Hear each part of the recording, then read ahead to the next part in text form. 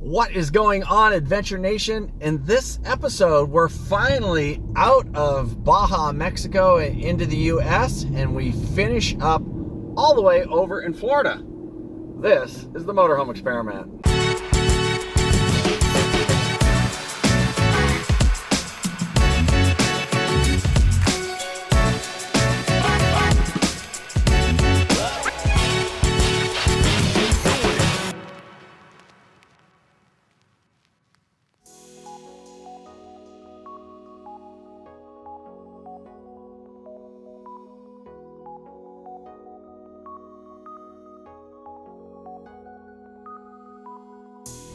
We are rolling out of Pete's camp. A nice quiet overnight stay after the four-wheel drive stopped blasting around and they stopped the fireworks. Let's call it Pete Camp area. Yeah. Because we actually did not stay at Pete's camp. Yeah, we're not sure what in here. No, Pete's Camp Fire Department. So this whole area is Pete's Camp. Oh, right. Wow, okay. So not just the campground. So Lori, there's something that we have to discuss in front of everyone and come to grips with our knuckleheadness. So yeah. I don't know what you're talking about now. I know. For those of you who follow us on Facebook and Instagram, you may have seen the post where we blew our tire, and I don't know what we've recorded. It's all been so mishmash. But we blew a tire just outside of Loretto, limped into Loretto, and then ordered a new tire, stayed overnight, had a tire come in the next day, and then didn't get on the road till late the next day. Yeah, that whole thing. A buddy of mine says, "Hey, Paul, my old Fleetwood has a spare tire underneath it." And that's when I went, "Oh." We do have one. And I said to Lori, hey, you remember the spare tire that we have underneath the RV? And she looked at me and we both started laughing our asses off. Neither one of us thought about it. And I had that tire off twice. And neither one of us thought about just putting on the spare and rolling down the road. I could have been back on the road in an hour.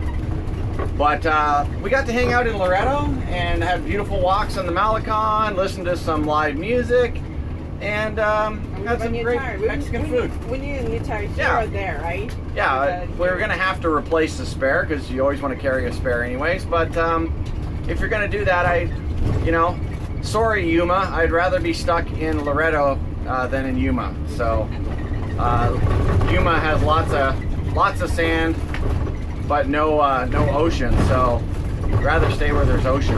But today is the day after over 7 months in Mexico that we crossed back into the US. Some of you guys were like, you're never coming back. Well, we are. It just took us 7 months to come back. Yeah, and then we've got some stuff that's happening that we'll talk about real soon as soon as we know that it's locked in for sure. But today our goal is, I think it's about, 120 kilometers to the border or something like that.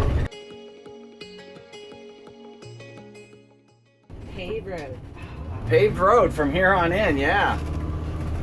And 4-lane pretty much from here into Mexicali. After spending the night in Pete's camp, we had one last military checkpoint to go through, which was pretty easy breezy, no questions really, just kind of waved us through. And then it was time to cross the border back into the United States.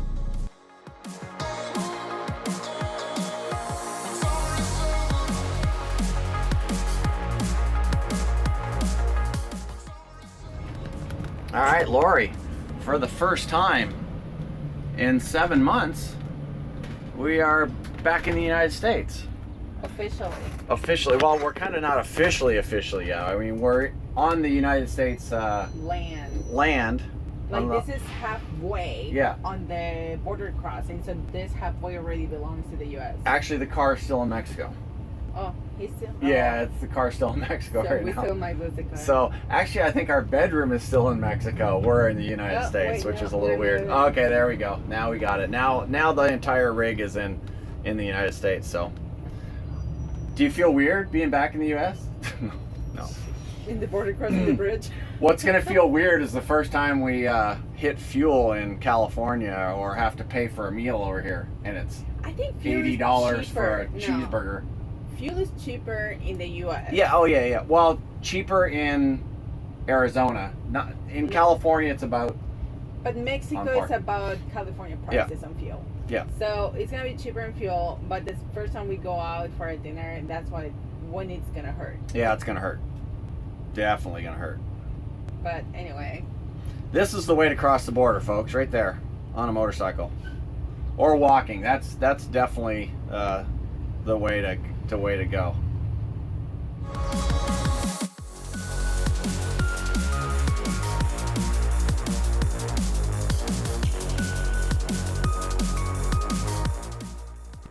All right, we are through the border crossing. That took, what, we got there 11:30?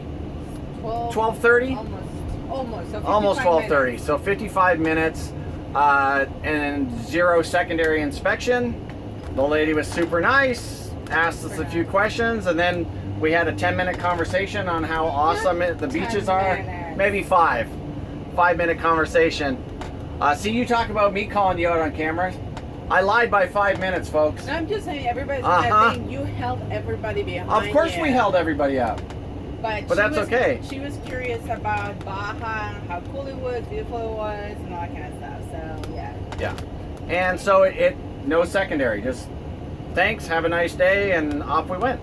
So yeah, it's pretty easy. So we are back on the American side and rocking and rolling to Yuma. It's gonna be nice to be driving in wide roads. Shoulder? What shoulder? Yeah. On the road.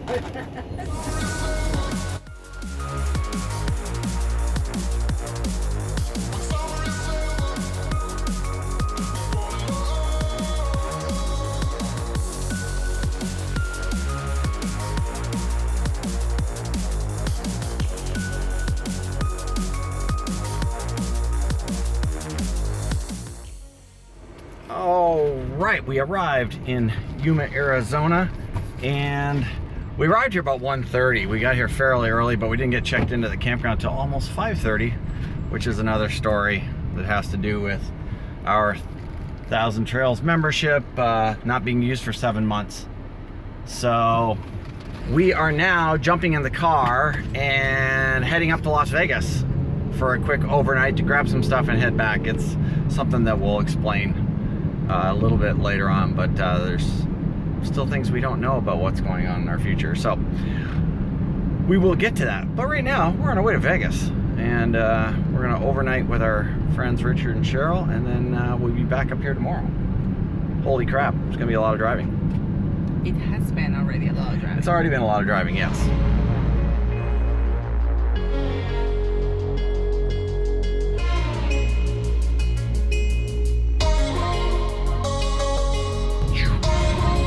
So, it is the next day. We're in Vegas, and look, we've got our stuff. That's the last of our stuff that we had here in Vegas. Yeah, and by the way, we forgot to record anything with the Hamptons, but we stayed overnight with them, and we had breakfast with them. Yeah, we were just spending so much time with them, and having a good time with the Hamptons, and chatting and stuff, and kind of saying our goodbyes that we never picked up a camera. So thank you, Richard and Cheryl, for hosting us overnight. Yeah, this is all the stuff that we have left from the house. This is what it was in storage for the longest time. And at this point, the storage doesn't exist anymore, so we have to come and pick our stuff and deal with our stuff. But now that we come back, we can see that there's so much stuff we can still get rid of, and even downsize this even more. We've lived without this stuff now for 4 years. I mean, some of this has baby pictures. Some of it is sentimental value, and the most of it is sentimental value. I mean, I've got my golf club tour bag here, tour so bag with his name I don't really need that, but nobody else is gonna buy a golf bag with my name on it. I buy it. We're gonna make a lamp out of it or something. Just sell it to me for $1 and it's mine. You don't have no decision power over okay, cool. I can do that. I'll sell it to you for $1. How about $5? No, $1. Don't get greedy. Okay. So now we're gonna do a quick tire check on the car, gas up, and head back down to Yuma. So we'll see you in Yuma. It's almost 5-hour drive over there. After a quick drive up to Las Vegas for the night, we arrived back in Yuma, and it was time to hit the road and head to El Paso. That was a lot of fun.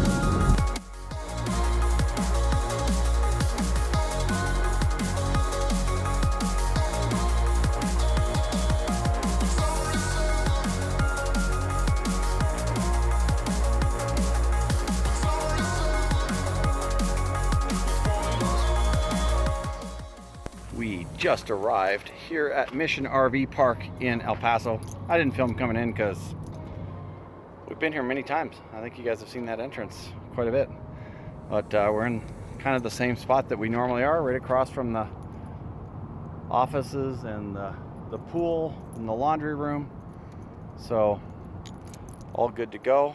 We left Yuma this morning at 9:30 and arrived here around 7:30, 8 p.m. I don't know what time it is right now. I don't know why I looked at my wrist. There's no watch on it, but I know it's not quite dark yet. So we made pretty good time. I think 560 miles today.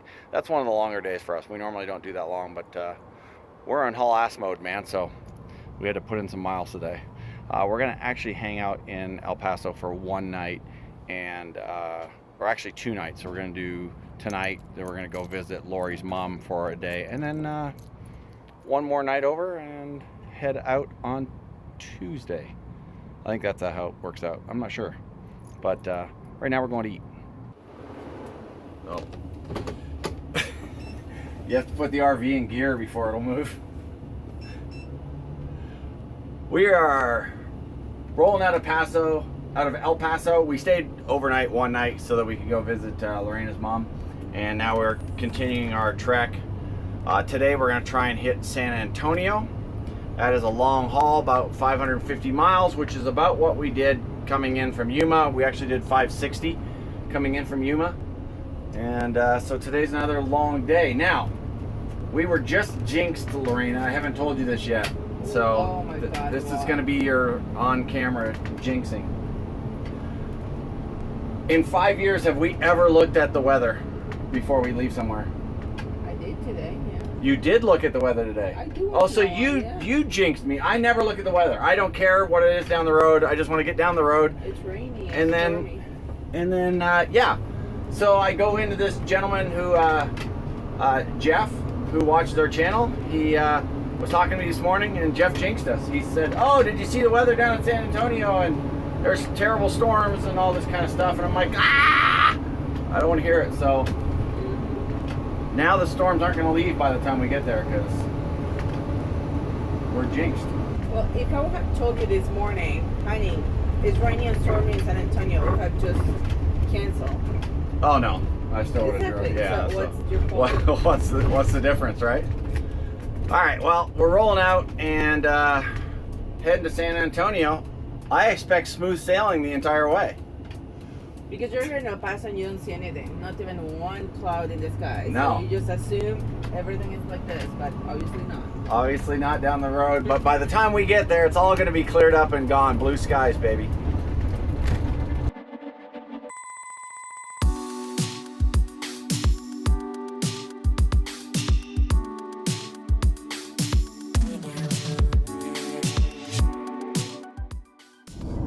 We managed to cross from El Paso all the way to San Antonio without hitting any bad weather whatsoever.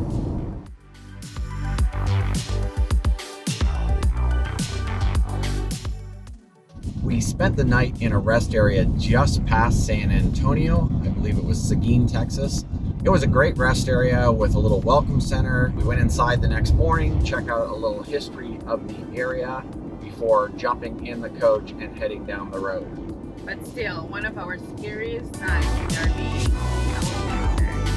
I agree. I do not remember the last time I wore a sweater. Let's talk about last night, Lori. Oh my God. If we look awful, it's for a reason. We had that very bad night.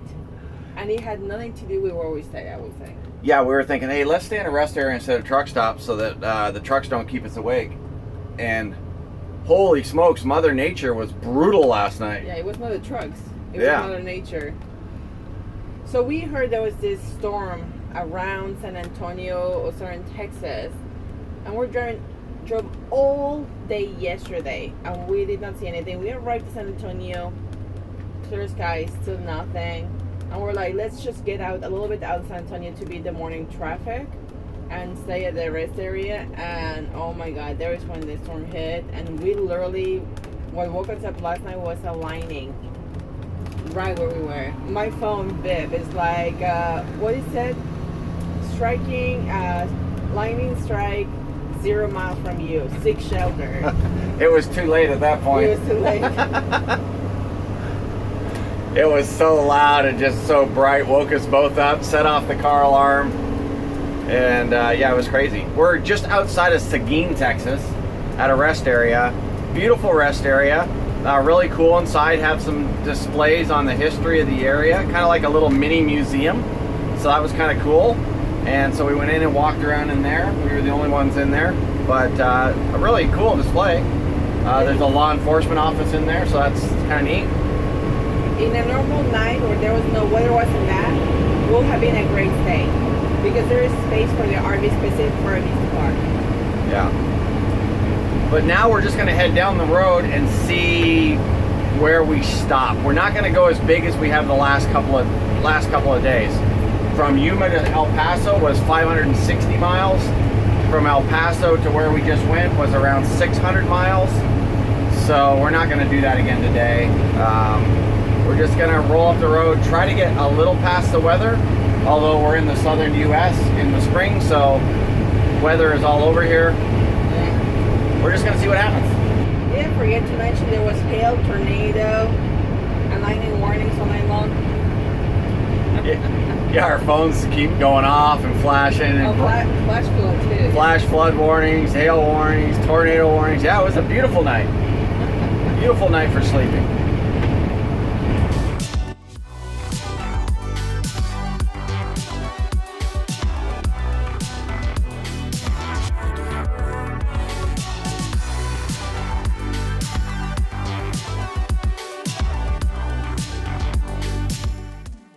We put on as many miles as we could, although the weather was hot and cold all day long. By hot and cold, I mean sometimes it was pouring rain and sometimes it was sunny out, depending on where we were.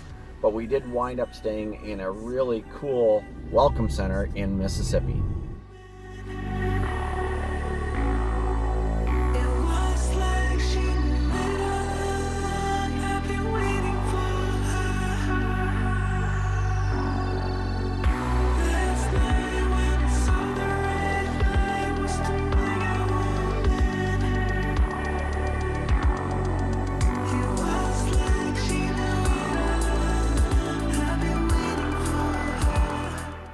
Last night we pushed past Baton Rouge and wound up in Mississippi, and we're in the Welcome Center in Mississippi. Check this out. It looks like a camping space, right? It's not. It's actually pullouts that are here in the Welcome Center in Mississippi on the eastbound side. So they've got all of these different pullouts here so that you can come in and park for the night. There's actually water here if you needed water. And it's an absolutely beautiful spot. Nice, huh? It is. Score, isn't it? Wasn't as quiet as we expected. I will say if you're gonna try and stay here, get here earlier in the evening because later in the evening it was full of trucks. 8:30 Yeah. at night, and By 9:30 it was full of trucks. yes. I mean, I guess it's supposed to be for RVs, but since they're not being used by RVs and the truck part is full, they came here. Yeah. And so it wasn't super quiet, but it wasn't, I didn't notice it. I was so tired last night. We were so tired, yeah. We just zonked out, but we're gonna walk over to the Welcome Center now and check it out. Looks like the rain's gonna come on too.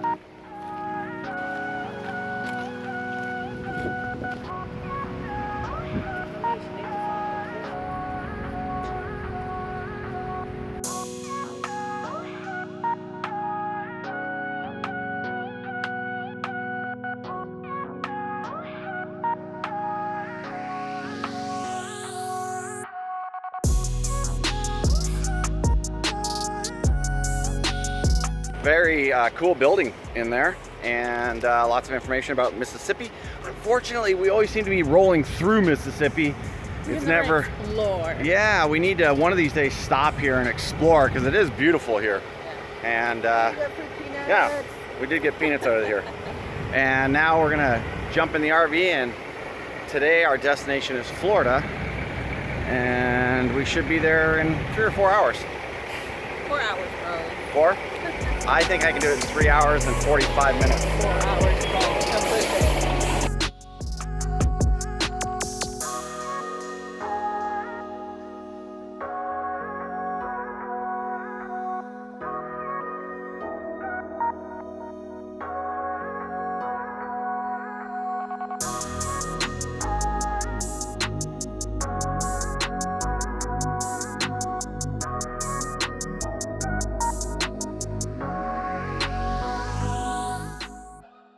last travel day into Florida was fairly uneventful, and in no time we were up over the bridge and into the Emerald Coast with our final destination of Destin, Florida.